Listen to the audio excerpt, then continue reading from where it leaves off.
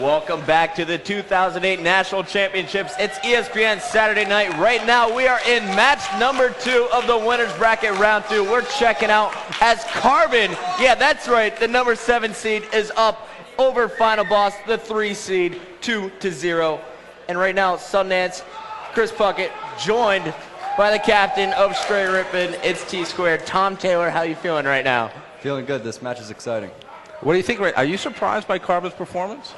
No, I mean, I said it in my ESPN chat. They have a lot of potential, and they just haven't been living up to their expectations. And what tournament to do it better than in Vegas? Yeah, now these guys have been landing with you guys a little bit, playing with you, and you think that's helped them maybe? I mean, because right now, I got to tell you, they're looking really good.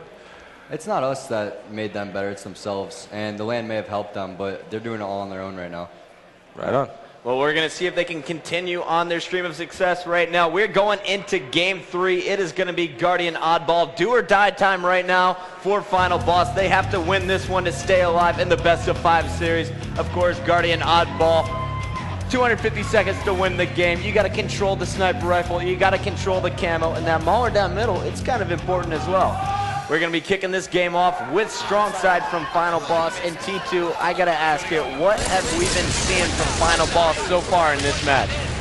Just seems they're a little flustered right now and haven't warmed up yet. This seems like one of their better game types, and they may be able to pull us to 2-1 right now, but Carbon's got all the momentum in the world. Push this in a little closer. Right now, it looks like Strongside is going to be putting down some heavy BR shots. Let's fix the T-Squared's mic, making him sound even prettier than he already is.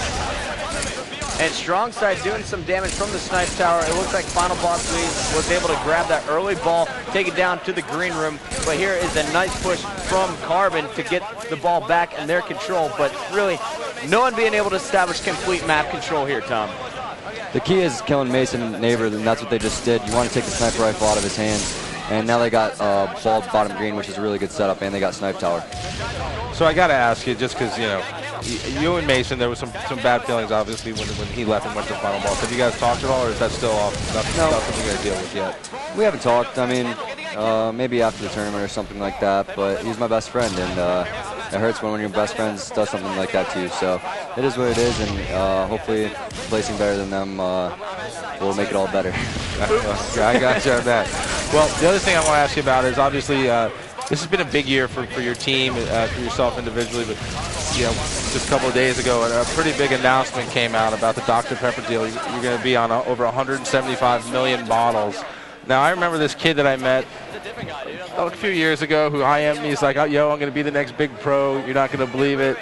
You know, from that kid who, you know, had so much confidence back then, and who, you know, when I first met you, you shook my hand and you told me, I guarantee you, I will be a star. How does it feel to be where you are now? It's good, but really it doesn't mean anything until if we win this tournament. We need to win this tournament, and we need to keep doing well.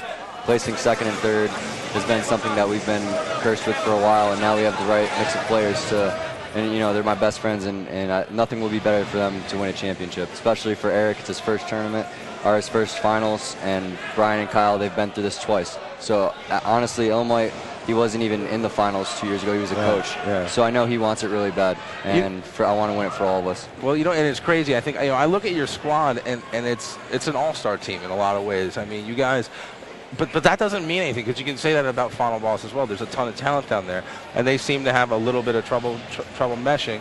But you guys, now you had Neighbor obviously, and you guys were on paper the most, you know, skilled team out there. Now you have Snipe down, and if anything, you know, you've improved. Sure, you had a little bit of a slip against Triggers down the last event, but you guys have just meshed really well. It seems like everyone's on the same page. Now, what do you attribute that to? Are you guys just, you know, you understand that what you have is something special? Everybody's willing to do whatever it takes to win.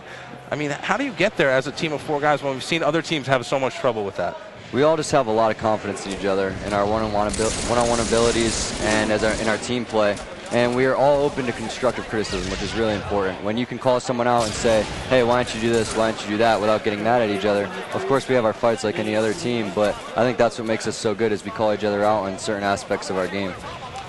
Yeah, well, I mean, it's always a pleasure to watch you guys, and the Instinct series that we just saw was a great matchup. Obviously, I know you guys walked into this event saying we're not going to drop a game, which is what you do pretty much every event. I know you pretty well, and you're an insane competitor.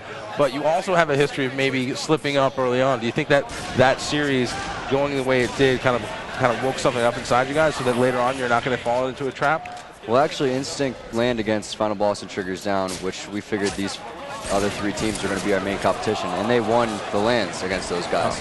So we knew they were going to be a really tough team, if not our best competition. And they're in the losers bracket. We can't think of them as gone now because last tournament we choked in the finals, and we gotta just think of it as a brand new series and take it just as serious. So we can't overlook them and say that we beat them already because, like Triple X said, they may come back, come back blazing. So yeah, I know they're going to be gunning for you. Now I want to ask you, just there's so many players out there, young kids maybe, who this is the first season they've heard about MLG, and they're like that kid that I heard from Florida who's very you say confident, cocky, but there are kids out there who convinced that they're going to be the next big thing.